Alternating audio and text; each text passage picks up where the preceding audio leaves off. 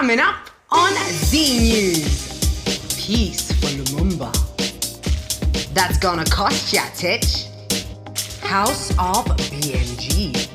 And do up that thing, girl.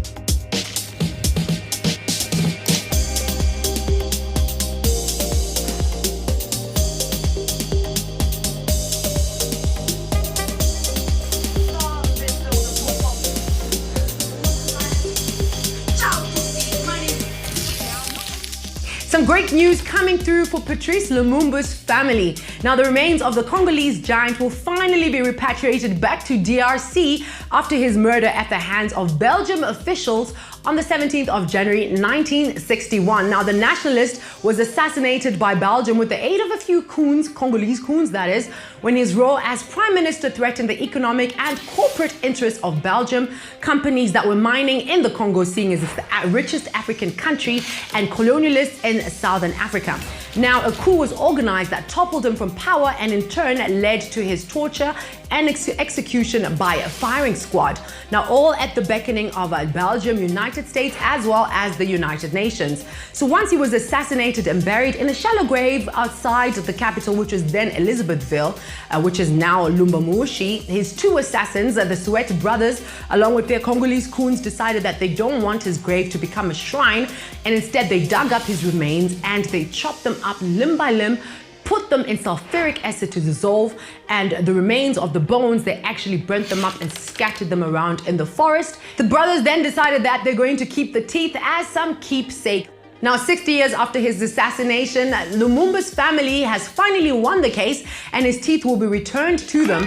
And the great icon, whom Malcolm X greatly revered, will finally receive the proper burial that he deserves. And his family can have closure after this whole horrific incident. Now, kudos to Juliana Lumumba, who has been very vocal about her father's remains being returned to the family for many decades now. And she even went to the extent of writing a letter to Belgium's King Philippe, who catalyzed the whole court situation to them returning the remains. Now, this is fantastic news coming in for him. Now, back in 2002, the kingdom did issue an apology for its role in the murder of the nationalist, but there was no compensation that was made, neither to the family or to the country, for robbing it off of a great father and a leader. Now, in the South, there's a new kid on the rapping streets, and he goes by the name of Costa Tich. Now, the 25-year-old South African rapper, he's making some waves with his really catchy rhymes, as well as being backed up by some hot beats. Now, the rapper released his debut album, Made in Africa, which had features from Casper Nyovest, Ricky Rick, aka and Young CPT. Now, many peers were loving his music and love the fact that he incorporated vernac language into his music, and they actually, embraced him and say, yes, man, he's part of the culture, he's one of us. And of course, they say that he did sound a little bit like another hot and trending artist, Focalistic. Now, no one had a problem with him rapping in vernac, and they also praised him for it, and they wanted him, they were so proud about it, until an interview came out saying that he gets his boys to, you know what, I'm not gonna say much, just watch the video. Let's go, arriva e class beat. A cop sotto le Alexi, le mambisa, pittori banchi. A stuntman, bana battery. A banchuta, baklela kachiti. Suna manki li ten, suara malo. Kita gore ke lama switch. One by one, 2 by 2. You get what I'm saying? Yeah, it's just I didn't ever study it or didn't grow up with it. So, but it's so crazy what music can actually do. You can learn a language. That's what's crazy. It's what's crazy because even now, most people only know Nkalakatha, right? The amounts of music I have now outside of that, in the archives, it's crazy, bro. And it's even getting to a point now, this funny enough, I wrote one song via Google Translate. Well, for me now personally, if that is not cultural appropriation, then I do not know what it is.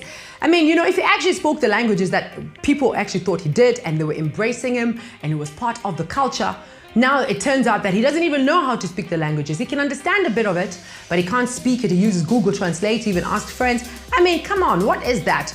But funny enough, before this video came out, rappers like Casper Nyovest, Stogie T, they came out and defended him and say that, oh, these swayed or woke people out in the social media streets need to take a seat, chill out, and just let the guy flourish. Now, it's funny enough that they're all silent after this video came out and people were not amused by his tactics. I mean, listen, it's 2020. There are so many apps, there's so many language schools that you can go to and learn the language. If you feel like you want to rap in Vernac, learn the language. Kuluma baba, kuluma.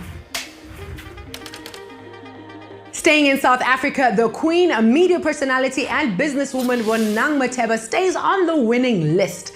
Now, her MCC House of BNG has been selected as the official celebratory sponsor of the Miss South Africa pageant for the second time. Yes.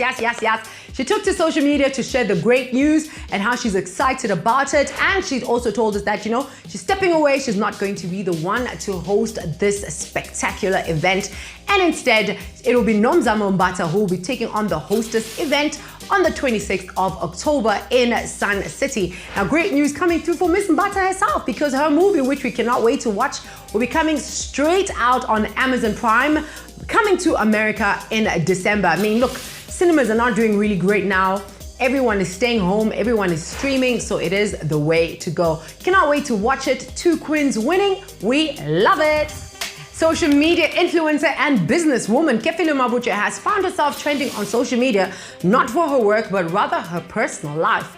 Now, her boyfriend, businessman Edwin Sodi, was caught on the wrong side of the law when it was discovered that he defrauded the province of Mpumalanga of over 220 million rands in an asbestos tender, which he didn't use for the tender, and instead he used it to maintain his lavish lifestyle, darling, which all came crumbling down when the South African anti-crime agency Hawks came through and seized most of his assets. Now, a lot of people took to social media. They were lit, they were excited. People love to see all these rich people crumbling down because it's painful to see them living their best lives. And many people, they all came for Kefilo and said that, basically her lavish lifestyle has been sponsored by her boyfriend. But she's got a funny sense of humor. She went on social media, she laughed at what people say, she retweeted, she put them on her stories and just laughed at everything that they had to say. And she maintained that, she is a self-made honey. She's been making this money, she's been living this lavish lifestyle way before she met her boyfriend, whom she's been with for over a year. So let me give you all the Roy boys because I know that you are thirsty. So Sunday World, which is a newspaper publication, they issued an article and they used her image and called it "Tough Times Fall on Slay Queen." Yep, they did write that.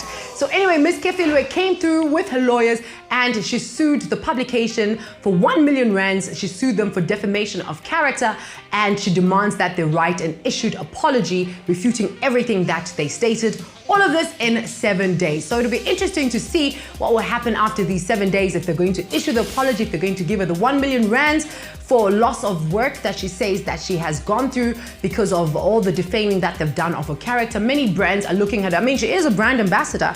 So brands are looking at her and thinking, do we want to be associated with someone who's part of this crime syndicate? Nope, they don't want that. So she is saying, I want my 1 million rands. You need to pay up. It'll be interesting to see. She pulled down the article on her social media.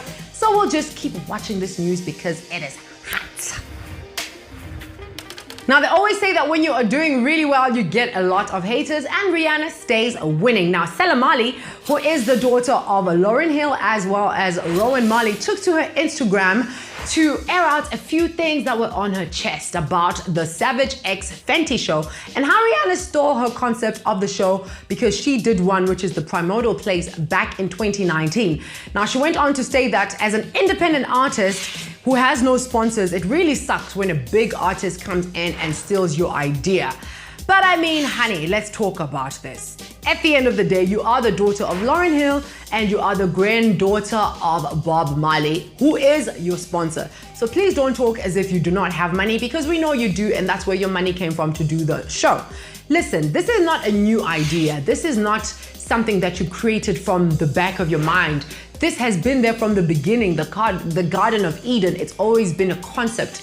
This is something that Rihanna did even before you did your first show.